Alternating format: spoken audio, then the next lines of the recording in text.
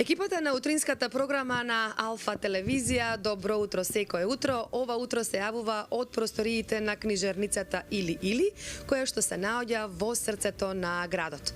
Инаку, ова утро сме на гости, односно ви ја представуваме последната јубилејна книга, 10-та поред, и 5-ти роман на писателот Игор Ангелков, неговата книга Ветрилиште.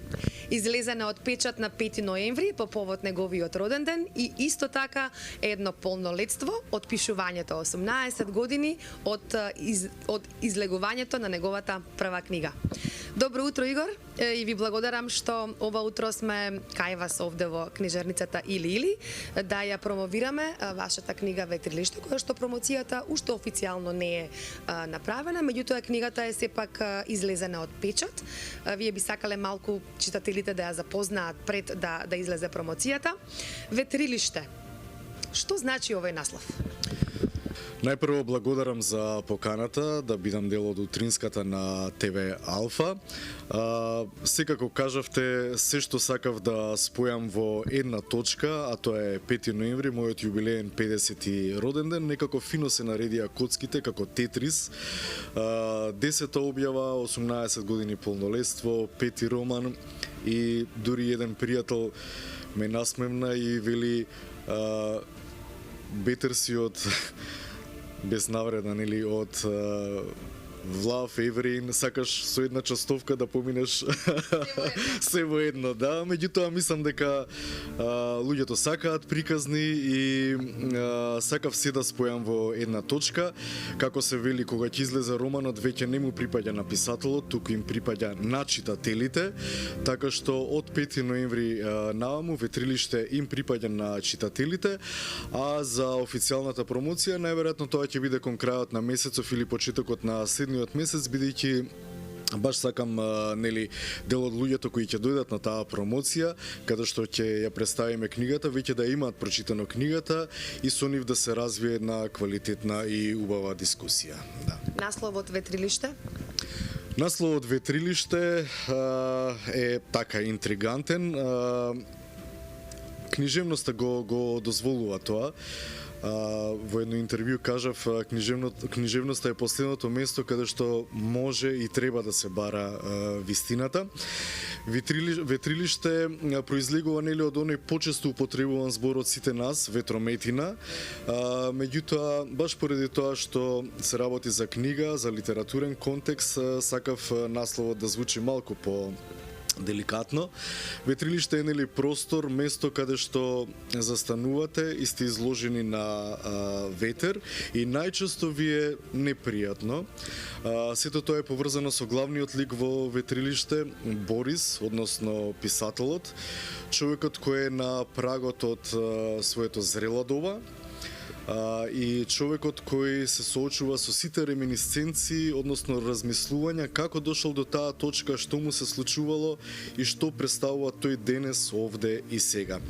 И токму поради сите тие бурни мисли кои му доаѓаат во умот, сметав дека Ветрилиште е добар наслов за да се опише неговата внатрешна состојба. Ја начнавте малку веќе и темата полека на книгата, да не откриваме се, меѓутоа малку е вака да ги заголицаме нашите гледачи.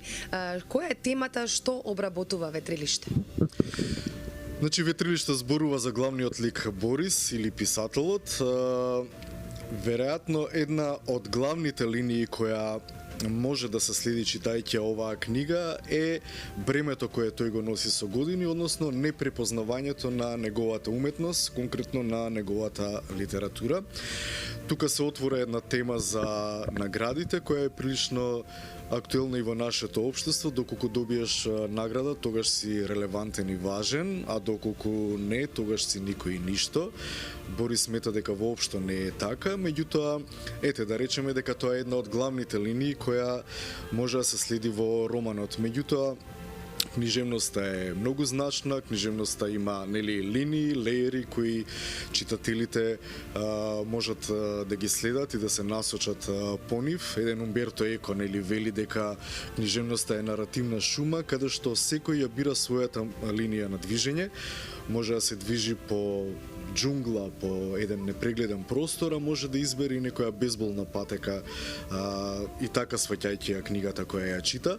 Така што од тие посебни леери, односно различни патеки на движење низ романот, можеме да споменеме дел од темите кои тој ги обработува. Например, општествено-политичката и социјална ситуација во која живееме денес во Македонија. Тоа е неизбежно, сите тргнуваме од себе, нели? Потоа, забрзувањето на времето. Во смисла, секогаш се сретнуваме со луѓе на улица, пријатели, познаници, со кои им велиме, немам време, ај се видиме утре или следната недела на кафе, и најверојатно тоа никогаш и нема да се случи, нели? Паѓањето на критериумите, што е прилично болна тема, следствено на тоа и губењето на емпатијата, губењето на човечноста. Ми се чини дека треба да повнимаваме на тие работи ако сакаме да обстоиме како општество. Заминувањето од овде, да се замине или да се остане. Исто така една тема која е прилично податлива за обработка во книжевноста, така што можам уште многу вакви подтеми да спомнам. Нека остане тајна за читателите и чисто како провокација да се нурнат во ветрилиште и да ги прочитаат и секако да се пронедат во сите тие теми, затоа што на некој начин книжевноста функционира, ако можам така да кажам, на ниво на идентификација, каде што го пронаоѓате својот херој или антихерој и потоа, нели, се гледате и себе си во него, се пресликувате како во огледало. Навистина интересна книга, интересни теми, еве вака кажавте и за нашата публика. Која е пораката која што сакате да испратите на вашата читателска публика, на читателите? Што сакате да им кажете преку ветрилиште? Па нели, како писател, како и автор, меѓутоа и како издавач, како дел од или, главната порака која со секое ново издадено дело, не само мое, туку и на сите македонски автори и преводите кои ги издаваме, е читајте книги. Мислам, нема поедноставно од тоа. Затоа што тоа е важно, затоа што го обновувате духовниот свет во себе и не се повинувате на оние секојдневни ефемерни работи кои, нели, се минливи и кои поминуваат за час. Читањето е важно и тоа би било главната порака, така што со секое мое ново дело, дали се работи за филмска есеистика или дали се работи за проза, пораката е јасна. Сега, конкретно со оваа книга, со оваа порака, ги кажавме сите теми кои ги загатнува, така што им оставам на читателите која ќе ја изберат и во која ќе уживаат или за која ќе дискутираат со своите пријатели, затоа што кога ќе прочитате една возбудлива книга, тоа е како едно патување. Нели, како да гледате една прекрасна изложба, да речеме. И секогаш е добро кога книгата ќе ви остави добар впечаток да ја споделите со блиските околу себе, со пријателите, конкретно да им ја дадете како подарок или да им ја позајмите, па потоа да не ви ја вратат, што често се случува, нели? И со нив да дискутирате за темите кои таа ги отвора. Така што ете, тоа би било мојата порака во односи на мојот нов роман Ветрилиште. Сега споменавте неколку пати мојата публика, читателите, за која возрастна група е наменета оваа книга?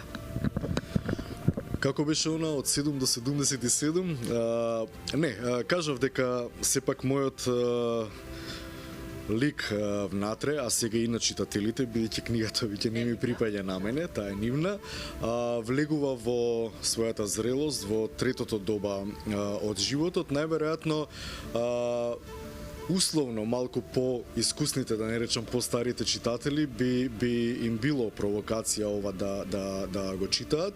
Меѓутоа и во однос на моите претходни книги, бидејќи ова е моја 7 прозна книга, имам можност да се сретнувам со нив во книжарницата или да продискутирам, така што веќе е создадено некакво јадро на читатели, на луѓе кои ги сакаат моите дела, така што помеѓу нив гледам различни возрасти што навистина ме радува. Така што овде ќе се пронајде секој. И Игор, еве пред крај на разговорот, што ќе се случува по Ветрилиште? Дали завршивте сега за сега, дали нешто се крчка во вашата глава, веќе полека дали да се создаде некој нов роман или се уште многу рано? Па доколку не ме одвее ветрилиште, доколку преживеам после овој роман, секако дека следат и следни прозни објави, иако 10-та книга како јубилеј, нели, е интересно за окружување на еден циклус, па така неформално размислувајќи за сето она што сум го напишал наназад, гледам дека работам во циклуси, значи првите 3 книги каде што го обработувам мојот младешки живот, младешки интереси, може да се стават во еден циклус.